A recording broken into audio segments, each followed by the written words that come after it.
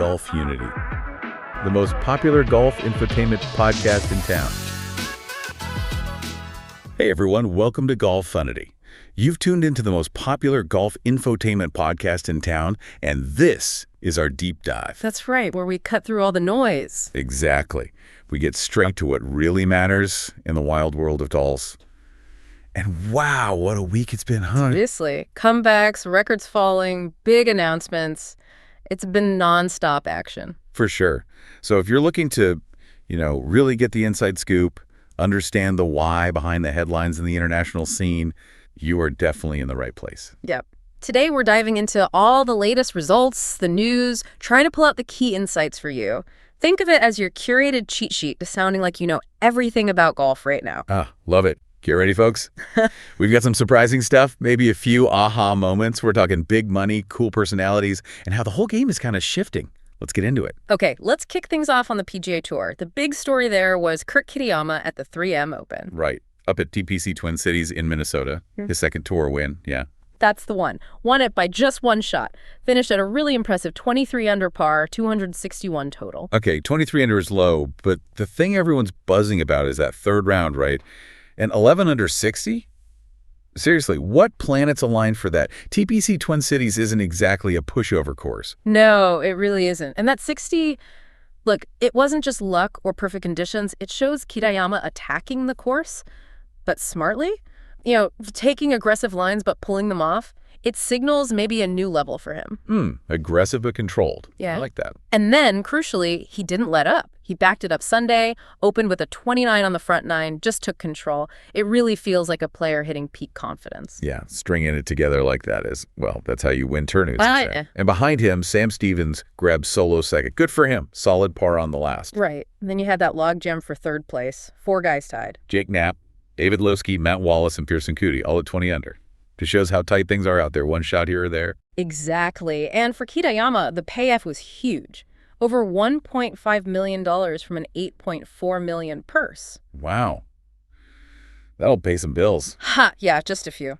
But maybe more importantly, almost 50 world ranking points, 500 FedEx Cup points. That stuff is gold for getting into majors, playoffs. It's a massive boost for his standing. Super important, especially with the regular season winding down. Every point is crucial now, heading into the Wyndham Championship next week in North Carolina. Absolutely. But while the PGA Tour gave us that drama, you really can't ignore what's happening over at LIV Golf. It's dynamic, to say the least. Joaquin Niemann is just rewriting their record books. 5 wins this season for Niemann. That was at LIV Golf UK. I mean, 5 wins on any tour in a season is incredible, but for LIV, that's a new benchmark, right? It absolutely is. Nobody's done that before on LIV. And he started Sunday with a 6-shot lead, looked like he might cruise. Yeah, 6 shots should be comfortable. Should be. But then get this. 46-year-old Bubba Watson decides to put on a show. Shoots a 65 on Sunday. Bubba being Bubba. Totally. And the way he did it, 2 eagles on the back nine, both hitting driver off the deck. Wait, driver off the fairway for eagle when chasing. Yep. On the 10th and the 13th. That super high-risk shot. Needs incredible precision. Only Bubba would even try that, let alone pull it off twice under pressure.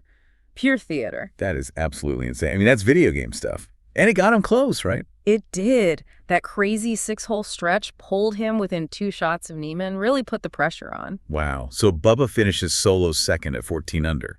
And wasn't there a young guy up there too? Yeah, Caleb Surratt, 21 years old, shot 65 as well, finished solo third.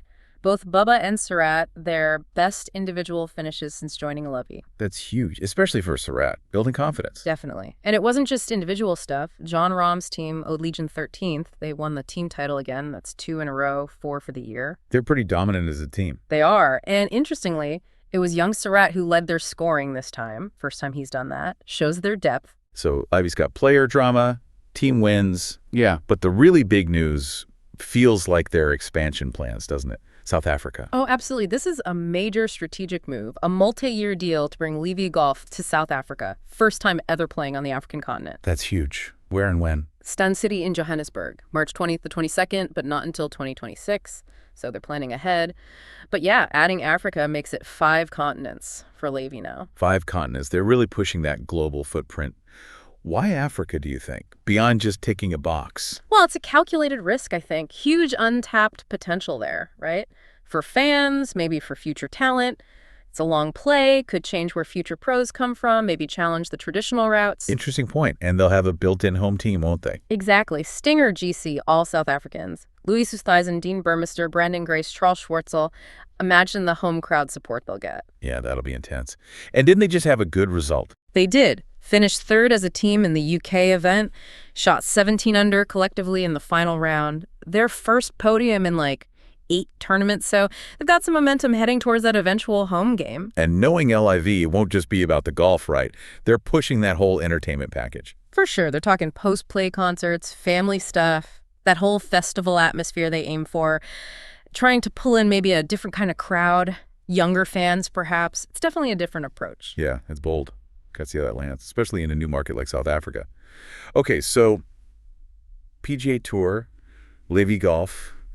What else is shifting out there? We need to talk about the seniors, right? We do. Padraig Harrington, still winning majors, just the senior kind now. He won the Senior British Open over at Sunningdale. Another big win for Paddy. Shot 67 on Sunday, won by 3.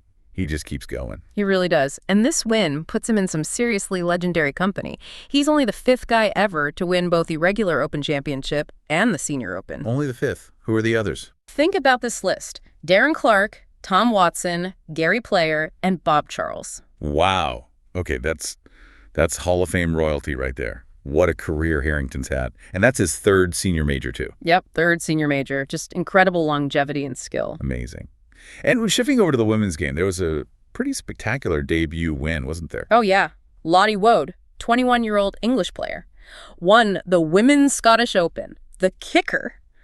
It was her first ever tournament as a professional. Her PRO debut. Yeah. Get out of here. That's unbelievable. It really is. And remember, she'd won the Irish Open as an amateur. Right. And she missed out on that massive payday at the Evian Championship by 1 shot because she was still an amateur. Yeah. Like 400,000 pounds down the drain. Exactly. So imagine the motivation. Yeah. She turns pro, steps up, and immediately wins 220,000 pounds. Talk about mental toughness. She's definitely one to watch. A huge talent. No kidding. Okay. Wow. So much winning. Let's circle back to the men's majors for a sec. The Open 2025. Feels like a while ago now, but this was all Scottie Scheffler, wasn't it? It really was a Scheffler masterclass. His 2nd major of the year after the PGA Championship. His world ranking is just dominant, isn't even strong enough. What are the points like now? His average is 20.52. Rory McIlroy is 2nd at 8.96. Whoa. That gap is enormous. He's just operating on a different level. Completely.